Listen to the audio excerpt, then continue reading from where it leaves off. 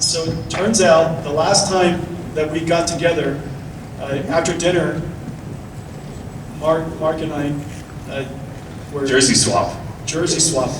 And we took a picture and turned it turned into something viral. And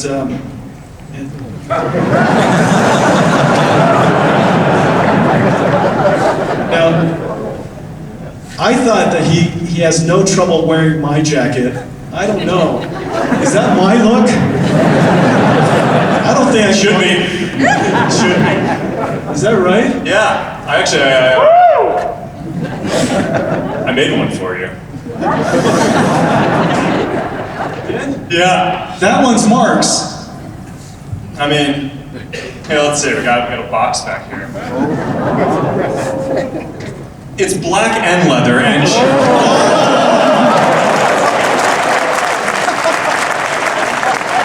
I didn't make this. I just ordered it online.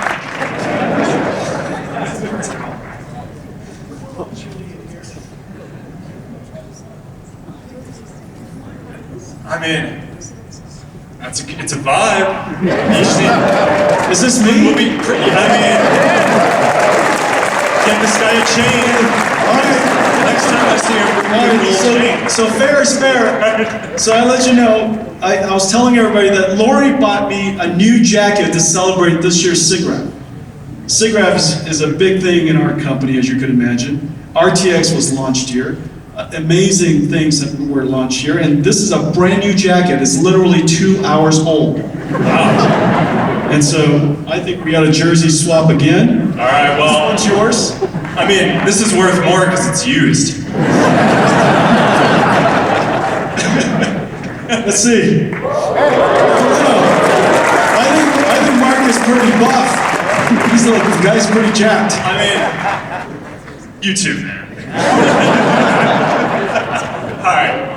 All right, everybody. Thank you. Mark Zuckerberg, everybody sit down.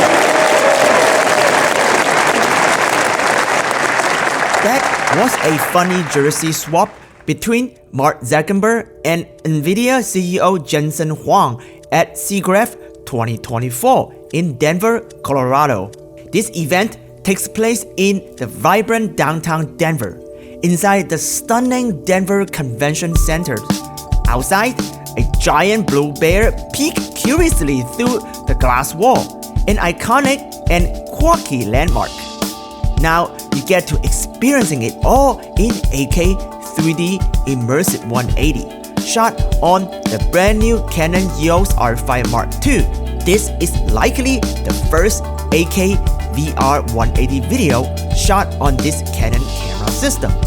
So, put on your Meta Quest 3 or Apple Vision Pro, look around, and enjoy this unique experience together.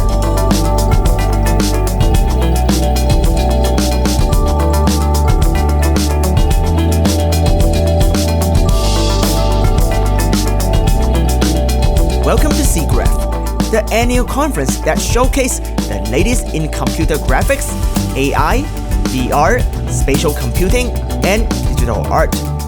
It brings together top professional researchers and artists from different industries to explore and discuss groundbreaking innovation in immersive technology, animation, visual effects, and even robotics. Before we dive into the latest 360 camera tech, newest Apple Vision Pro AR applications, or the thought-provoking AI discussion between Mark Zuckerberg and Jensen Huang, let's explore the immersive gallery, showcasing exclusive artworks at Siggraph 2024 this year.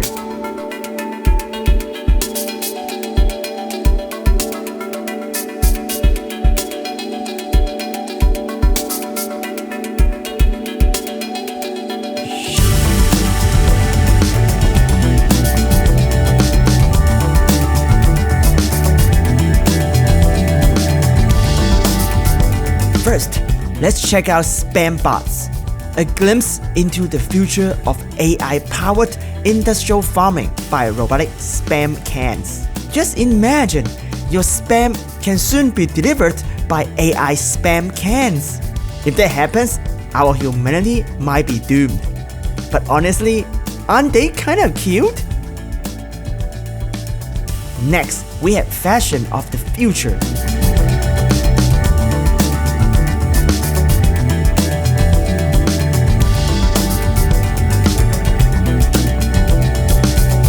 this light reactive dresses from Japan, also showcased at this year's Paris Fashion Week, is now here for you to experience up close. Finally, let's check out the latest in mocap tech, showcased right here at Siggraph 2024.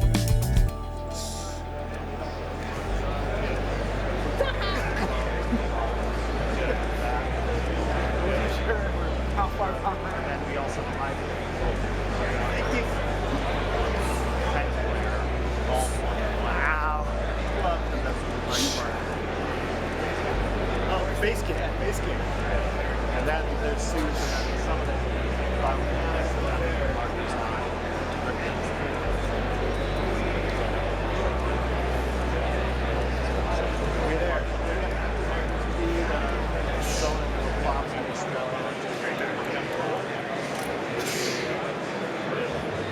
we have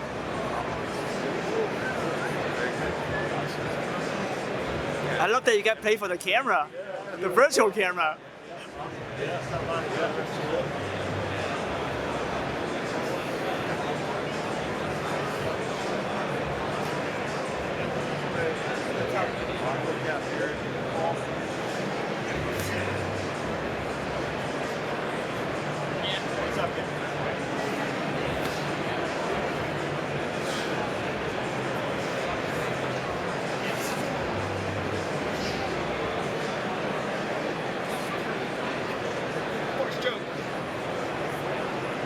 Stickle.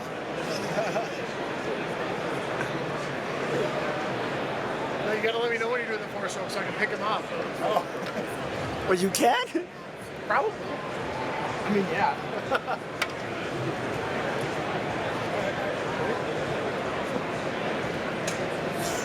Oh, you can physically pick him up.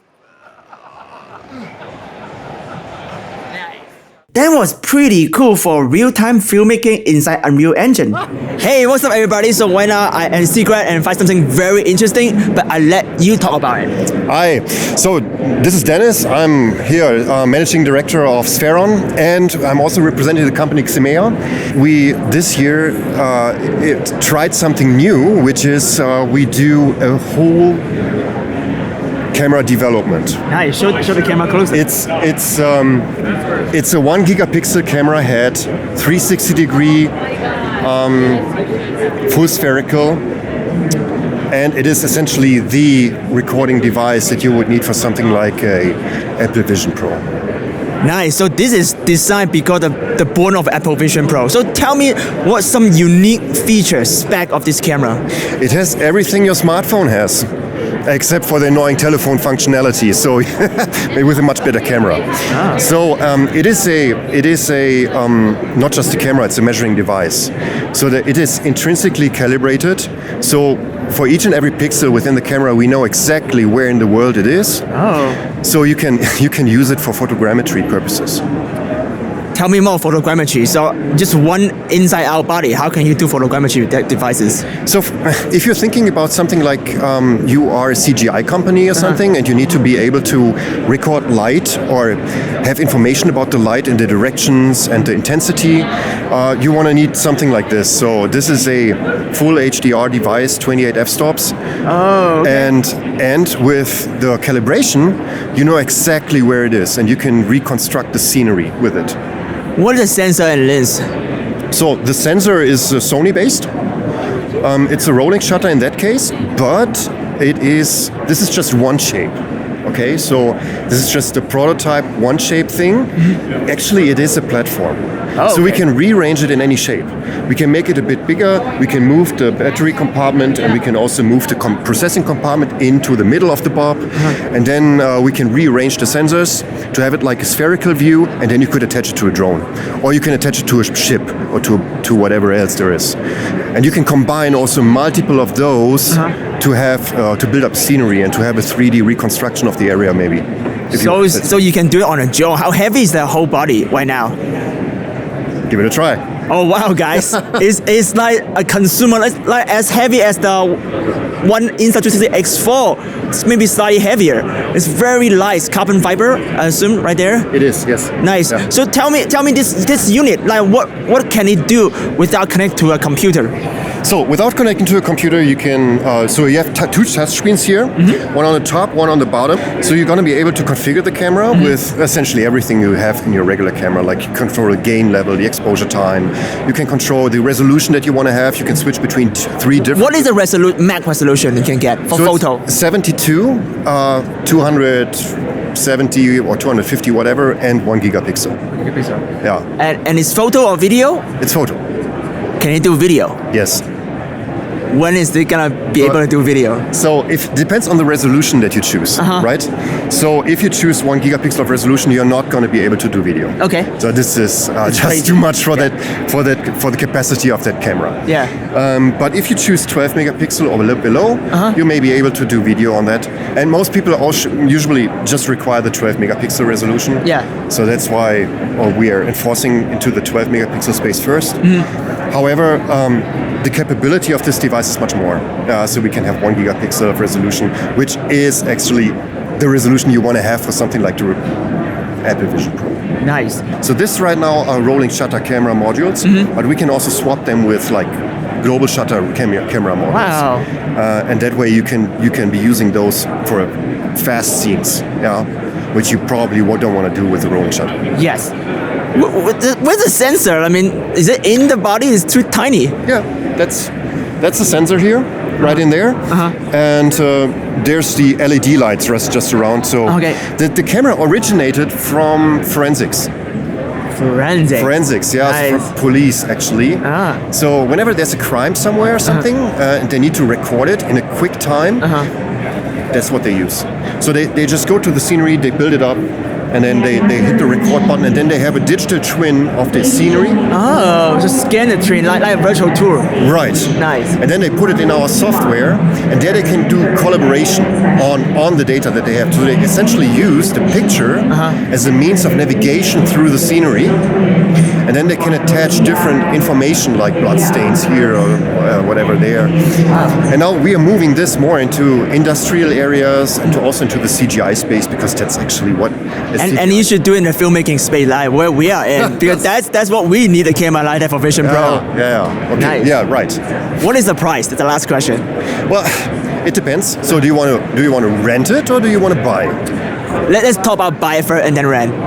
So it's going to be released in December, so I'm not quite sure yet, but it's going to be somewhere in the range of 50K. Okay, yeah, cool. So Polygon streaming is a core breakthrough technology from Viverse that enables developers, creators, or artists or product designers to visualize very, very high fidelity 3D models across any content, any device. That's kind of the elevator pitch. What we have for you at the booth today at Siggraph is an Apple Vision Pro, obviously, not an HTC headset, but it's very to our core values of what we want Viverse to be. It's device agnostic, platform agnostic. So we have pre-prepared assets that we've loaded on into the cloud, and the cloud streams the Polygon data to the headset, and everything is rendered locally in a secure way. So rendered locally. So it's not pixel streaming. Let's not confuse that. Polygon streaming is actually sending the Polygon data to your render engine.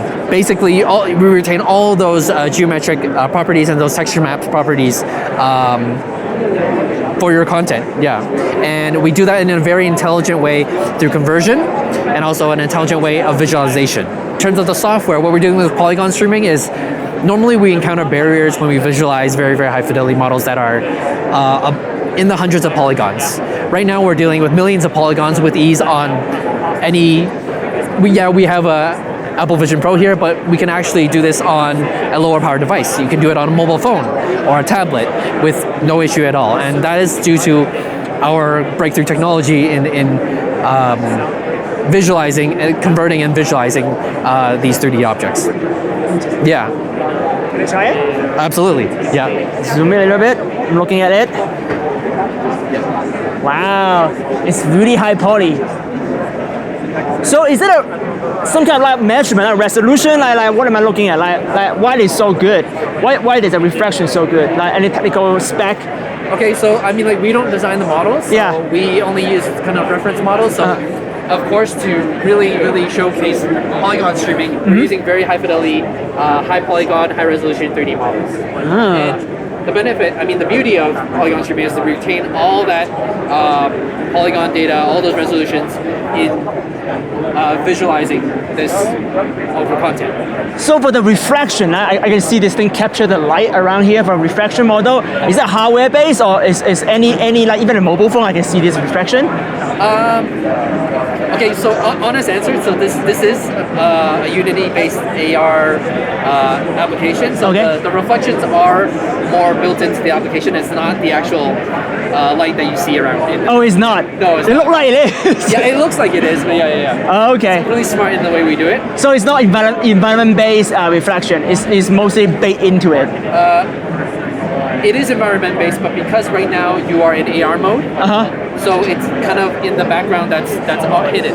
Okay, so it does reflect. Yeah, so if you can imagine, if you take this content in a full virtual, then it will have light-based. The light based in under it. Wow. You can really see inside the detail of the thing. And this is from the cloud, streaming. Yep. From the internet. Yep. And one of the key features of Polygon streaming is we use a technique called occlusion culling. So What's that mean? It means that so the device only renders what you're looking at. Yeah, okay. Oh, so it's a foveated render. No. Okay. So like if you can imagine, if the surface of the 3D model, it'll only render that area of the 3D model and not use the system resources to render areas that you're not looking at. Okay, so eye tracking with my eyeball and know where I'm looking at and render what in front of me, but not like behind of me. Exactly, but it will render very fast when you look over there. Oh, it does. Yes.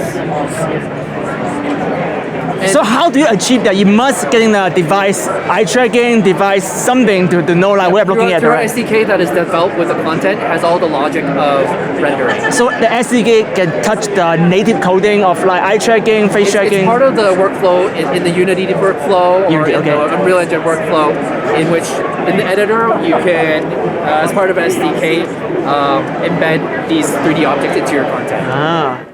Besides Siggraph, we also had the chance to explore the beautiful nature outside of Denver.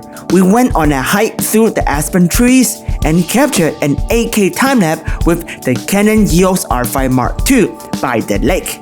If you want to check out that breathtaking experience, don't forget to subscribe and follow our immersive journey. I will see you again in Spatial very soon. Ciao!